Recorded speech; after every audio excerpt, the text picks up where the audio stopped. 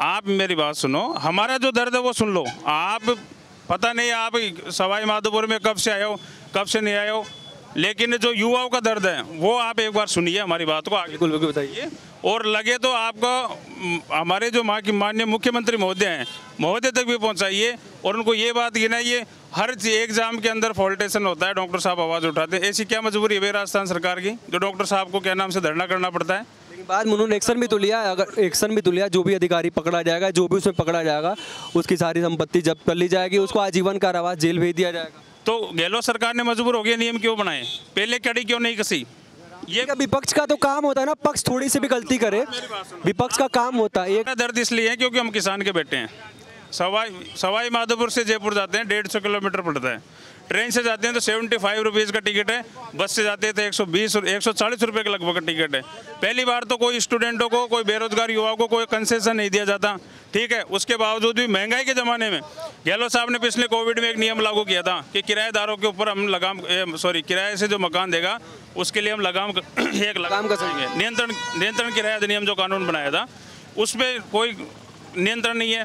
दूसरी बात, हमारे गांव का आदमी, हमारे गांव का लड़का, एक किसान किसी बेटे को पढ़ा रहा है, 4,000 रुपये में तो वहाँ रूम लेगा, 2,000 रुपये उसके आने जाने की कोचिंग में बिगड़ जाएंगे, 5,000 रुपये अरे गरीब से गरीब खाना भी खाए, अगर इंदिरा रसोई के अंदर भी खाना खाए 8 रुपये, इंदिरा रसोई में भी ठीक खाना नहीं मिलता, लेकिन वो मजबूरी में खा रहा है क्योंकि वो गरीब है। 8 रुपये पर डे में महीने भर के कितने रुपये हो गए दोनों टाइम के? जोड़ लिए 240 रुपये हुए दोनों टाइम का साहब। मेरी तो 480 रुपये आप पढ़िए, 480 रुपये 480 रुपये हो गए। टोटल खर्चा मिला के एक किसान के बेटे को 8,000 रुपये पहुंचाना पड़ता है जयपुर के अंदर पढ़ाने के लिए। 12 महीने पढ़े तो 96,000 हो गए।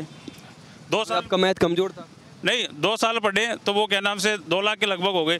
एक किसान का बेटा अगर साल भर में 1 लाख रुपए वहाँ ले जाके पढ़ रहा है और उसकी हर एक एग्जाम को फेल कर रहे हैं या कोई गड़बड़ी हो रही है तो उस किसान के बेटे को तो भोगना पड़ रहा है नुकसान, और जो दलाल है वो दलाल ले रहे हैं अपनों के मजे। ऐसा क्यों भाई राजस्थान सरकार के अंदर?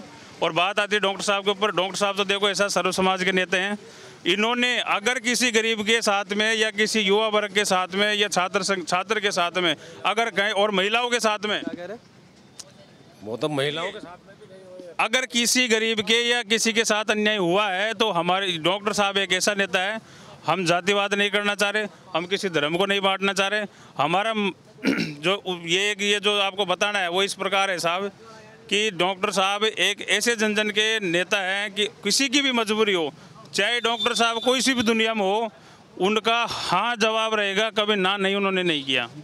कोई सा भी आपने भी देखा होगा। और उनका ऐतिहासिक आंदोलन का कदम है जो राजस्थान लाठी भी खाए थे कई बार, और कितनी राजस्थान तो जानता ही जानता है, बल्कि अब तो पूरा देश इंडिया लेवल पर भी उनको जानने लग गए कि डॉक्टर साहब क्या चीज़ है। हमेशा गरीबों की लड़ाई लड़ी है और गरीबों के साथ दिया है और अन्याय के खिलाफ रहे। बिल्कुल करोड़। पिछली बार हमको हमारे नाम से ठगी की है राजस्थान सवाई माधोपुर के अंदर, दानिश सबरान ने हमारे नाम से ठगी की है। मीणाओं के पूरे वोट बैंक लिए इन्होंने और जातिवाद किया उसके बाद में। और आज उसी गांव के अंदर जिस गांव में उसने उसको बुलाया, जिस गांव में उसको बिठाया, उसी गांव में उसने धक्का दिया है। लेकिन पार्टी ने फिर उनको कहीं ना कहीं फिर दोबारा टिकट दिया हुआ है। देखिए पार्टी वो कांग्रेस पार्टी है, कांग्रेस पार्टी वो उनकी पार्टी है। वो कभी तो सीएम के दावेदार बताते हैं, कभी सीएम के सलाहकार बताते हैं। पता नहीं जैसे तैसे क्या झोंका दिया क्या नहीं दिया, वो टिकट लेके आ गए। वो टिकट उनके पास है, हमारे पास अब आएंगे तो हम बिल्कुल उनको पुरानी बात याद दिलाएंगे। तो अगर उनको अच्छा लगेगा तो वो हमारे पास आएंगे। और आएंगे किस लिए? अगर हमारा काम किया होगा तो आएंगे। पिछली बार हमसे ठगी हो गई, इसका मतलब हमसे छल गया है भाई, इसका मतलब हमसे छल गया है। ये हम चलिए ठीक है, तो आपके विधानसभा की बात होगी। छल है, हमारे साथ में छल है, अन्याय हुआ है साहब। ठीक है, छल है तो उनसे मिलिए। आप ऐसा पता लगता तो हम कुछ न कुछ चेंजिंग करते हैं। अब आओ, मैं इस बार चेंज करिए। नहीं, अब आओ ना, इस बार हम बताएंगे उनसे।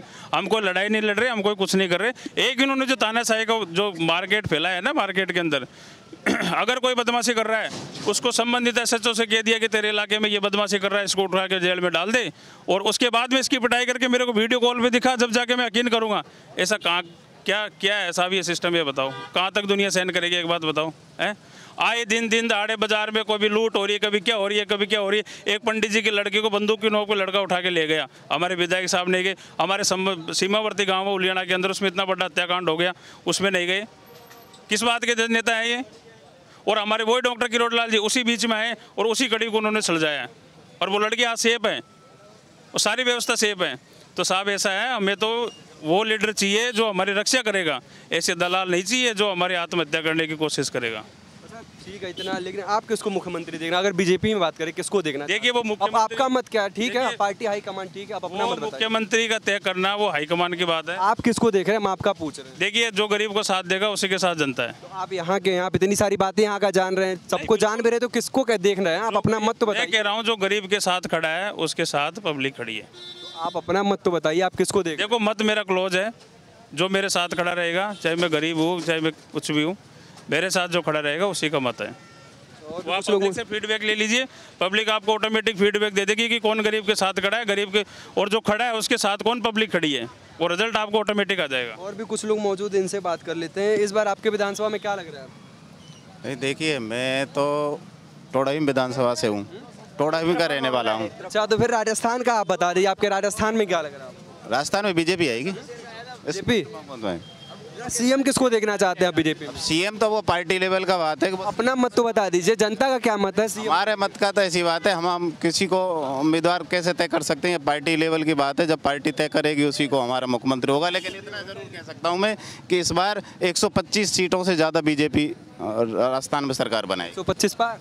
125 पार से राजस्थान में सरकार बनाने जा रही है बीजेपी। आप एक युवक हैं, आप इधर आइए, आपसे भी थोड़ा बात कर लें। आप जैसे युवकों में देख रहे हैं कि काफ़ी क्रेज हो रहा है कि एक सीएम उम्मीदवार को लेके, तो आपको क्या लग रहा है इस बार सीएम किसको बनाना चाहिए अगर बीजेपी गवर्नमेंट आती है? बाबा बालकनाथ योगी को बनाना चाहिए हमारे। बालकनाथ योगी? हाँ, लेकिन यहाँ तो आपके विधानसभा से किरोड़ीमल है और यहाँ के लोग उनका नाम ले रहे हैं। क्या लग रहा है आपको? सीएम आप कह रहे थे बालकनाथ का, तो किरोड़ीमल भी तो सीएम के दावेदार हैं। हाँ किरोड़ी जी बाबा भी सीएम के दावेदार है। वो तो पहली पसंद है आपके बाल? पहली पसंद बालकनाथ योगी। रीजन क्या है? रीजन कुछ नहीं है, वो बाबा है, उनके आगे पीछे कुछ नहीं है, वो जनता का ही भला करेंगे, उनके लिए जनता ही सब कुछ है। और जिसके आगे पीछे है कुछ है वो जनता का भला नहीं करेगा? ऐसी कोई बात नहीं है, जनता की पार्टी का उम्मीदवार ठीक होना चाहिए।